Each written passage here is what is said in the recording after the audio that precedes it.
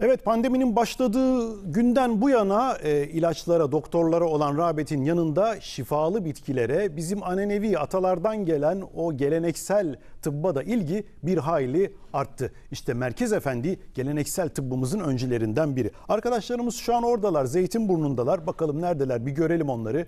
Ufuk orada, ekibimizden sevgili Ufuk Ağaca. Ufuk Ağaca, neredesin, ne yapıyorsun? Bir sofranın başında görüyoruz seni.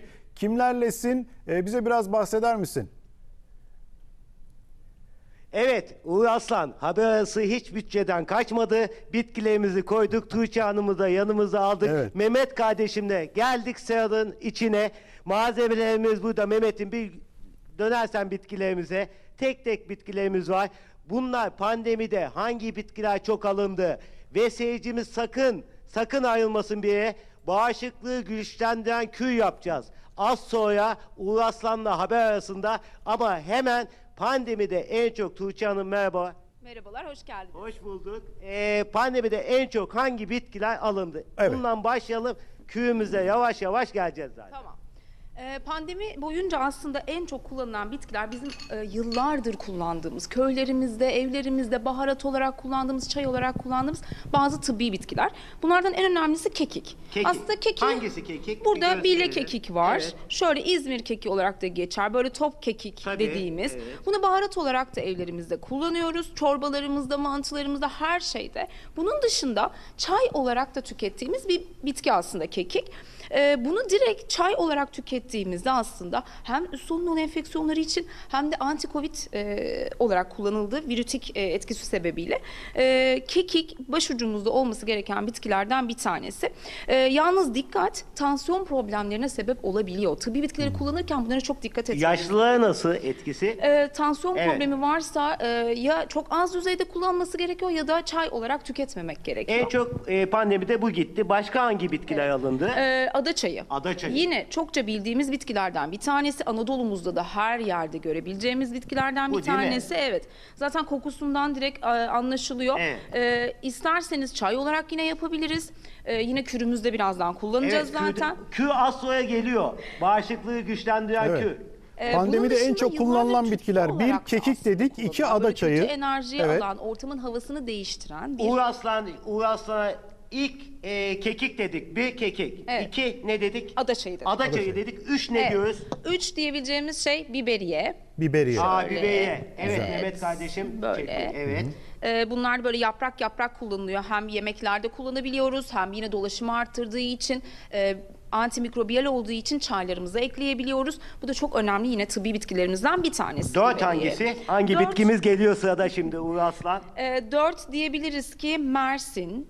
Mersin. Evet. Mersin de sinüs yollarını açan bir bitki aslında. Bunu eğer bir sinüs problemi varsa, bir burun tıkanıklığı, yine Covid'de yaşanılan problemlerden bir tanesi. Bunu açmak için de birkaç meyve Mersin eklenebilir. Bunu da gösterelim. Evet, elimizde. şöyle. Tuğçe Hanım, evet böyle. Yine Karadeniz'de özellikle Evet. bulunan bitkilerden bir tanesi. Meyvesini kullanıyoruz. Yaşını bulabilirsek yaşını, bulamazsak kurutulmuş halini. 5 hangi bitkimiz kullanırız. geliyor sıradan bitkilerimiz? Bir de kuşburnu ekleyebiliriz. Kuşburnu. Evet, Bu onu da da C gösterelim. vitamini. Mehmet kardeşim çekiyor, kameraman Şöyle, arkadaşım. C vitamini çok yüksek. Evet. Yine zaten hem marmelat olarak kullanılabiliyor, reçel olarak kullanılabiliyor. Bunun dışında da yine kürümüze ekleyeceğimiz, çay olarak kullanabileceğimiz bitkilerden bir tanesi de En kuşburnu. çok pandemide bunlar alındı. kullanıldı. Evet, şimdi Uğur Aslan, müsaadeniz olursa sayın seyircilerimiz, Uğur Aslan'la haber şunları, arası Ufuk, seyircilerimize... Baştan sayalım. Ne dedik? başlayalım. Bir, pandemide en çok kullanılan bir bitkiler. Yani yardımcı tedavi Kekik olarak bitkimiz evde var. kullandığımız. Ada çayımız var. Evet, Evet, ada çayı. ada çayımı sayalım siz. Tamam. Biberiyemiz var. Biberiye. Birkaç Biberiye, dal. evet. Bunun dışında Mersin bitkimiz var. Mersin. Meyvesi Evet, böyle. evet. Bir de bir iki tane de kuşburnu, Kuşburnu. meyvesini ekleyebiliriz. Uğur Aslan, bunlar pandemide en çok giden bitkiler. Tuğçe Hanım'ın söylediği gibi. Ama en önemlisi soğuk havalar. Biz de Mehmet kardeşim çekiyor. Sera'dayız, üşüyoruz. Benim sesim kötü. Bu sese hangi bitkiye gider? Bu kadar soğuk havada hastalanıp sesi kötü Hangi olan bitkiye? vatandaşlarımız vardı. Ufuk, şunu da Birincisi söyler misin bize? bununla ilgili Oranın söyleyecek ismini de olursak, söyler az önce misin? bahsettik, Zeytinburnu'nda ada neresi çayımız orası? direkt, ses kısıklığı ve boğaz şişmesinde kullanabiliyoruz. Kullanabiliyoruz. Burası neresi? Biz neredeyiz? Burası Zeytinburnu Tıbbi Bitkiler Bahçesi. Evet. İstanbul'un göbeğinde bir bahçe. Bahçe. Daha önce gelmeyenler için bunu anlatalım. Buraya halka açık, herkes gelip gezebiliyor. Burada tıbbi bitki yetiştiriyoruz biz. Tıbbi bitki yetiştiriyoruz. Biz gezeceğiz Uğur Aslan Bahçe'yi de ama en önemlisi kür geliyor değil mi? Kür geliyor. dinleyelim. Şimdi Tuğçe Hanım yavaş yavaş kür yapmaya başlıyor. Bitkilerin isimlerini de söyleyelim Tuğçe Hanım yaparken seyircilerimiz A'dan Z'ye bu kürü yazsınlar not etsinler. Bu kür bağışıklıkları çok iyi geliyor ve sağlığınız dimdik ayakta oluyor. Sağlıklı ayakta oluyorsunuz. Evet. Başlayalım. Mümkünse bir cam çaydan Tabii. kullanmayı öneriyoruz. Bitki çaylarında çok fazla metal kullanmayı önermiyoruz. Şu şekilde direkt kekik, Evet. bile kekik dedik. Bundan 1-2 dal kadar 2 dal. Kekikten kullanabiliriz. 2 dal. Evet. Bunun dışında yaklaşık 10 yaprak kadar adaçayı 10 kullanabiliriz. yaprak kadar adaçayı küre Bu koyuyoruz. şekilde. Bundan sonra şöyle biberiye dallarından yaklaşık bir tutam kadar Bir diyelim. tutam biberiye dallarından koyuyoruz. Ben yağ harfini söylemiyorum sayın seyirciler. Hakkınızı helal edin.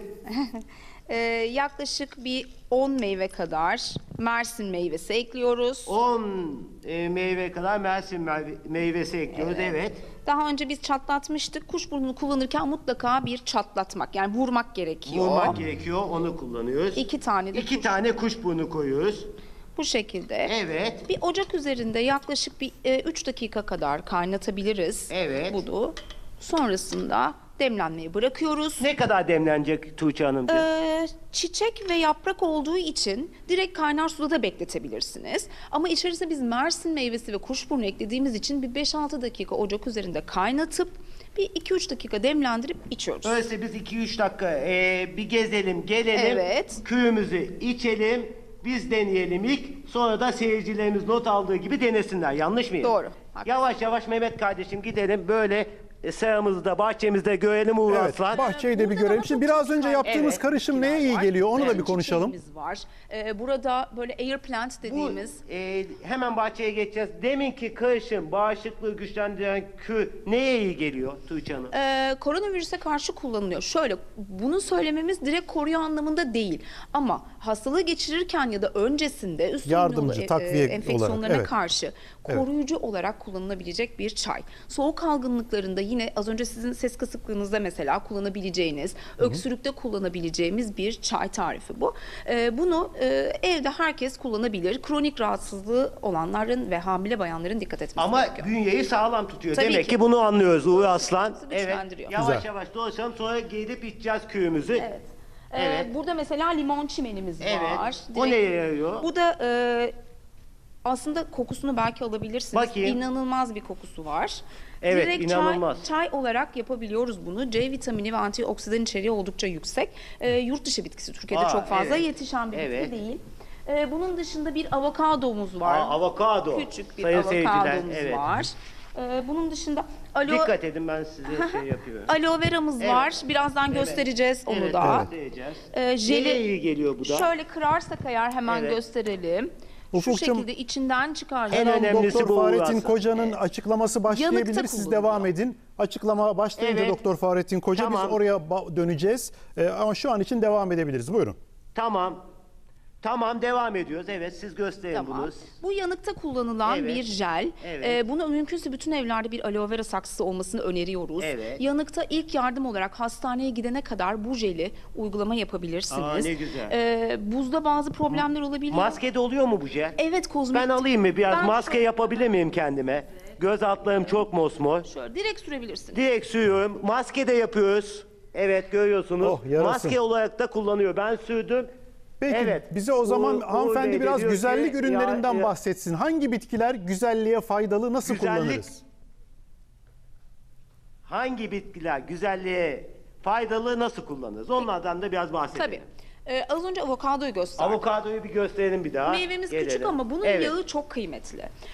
Yenilebilmesinin dışında kozmetikte de kullanılıyor. Neye iyi geliyor güzellikte mesela? Göz altlığı mı, cilde mi? Şöyle cildi çok iyi nemlendiren bir meyve. Direkt meyvesini de sürebilirsiniz maske şeklinde ya da yağı var. Direkt yağını alıp da nemlendirici olarak, kozmetik olarak kullanabilirsiniz. Başka neler güzelliğe de iyi Bunun dışında geliyor? aloe vera. Aloe vera, vera'da evet. Bu tabii bazı ki. ciltlerde iritasyon yapabilir. Dikkatli kullanmak gerekiyor. Cilt maskesi olarak direkt aloe vera jelinde kullanabiliyoruz. Başka neler kullanılıyor? Bunun dışında mesela kahvemiz var. Kahvemiz var. Her şey var burada sayın seyirciler. Şöyle meyvelerini gösterelim. Daha henüz olgunlaşmadı ama kahvede de yine öğütüldükten sonra maskelerde, kozmetik maskelerinde kullanılan ürünlerden bir tanesi. Bu ciltte kuruluğa ya da kırışıklığa iyi gelen bir bitkimiz var mı? Nar çekirdeği kullanabilirsiniz. Evet. Kuşburnu çekirdeği, az önce kuşburnu eklemiştik zaten. Üzüm çekirdeği kullanabilirsiniz. Bunların hepsi jojoba dediğimiz bir yağımız var. Bu da çok kıymetli. O Ayşe teyzemiz nasıl anlayacak? Evet. Hatay'daki Ayşe teyzemiz anlarmış gibi anlatır. Şöyle bunu birçok yerde bulabiliyoruz artık. Marketlerde, aktarlarda, eczanelerde, her yerde satılıyor bunlar.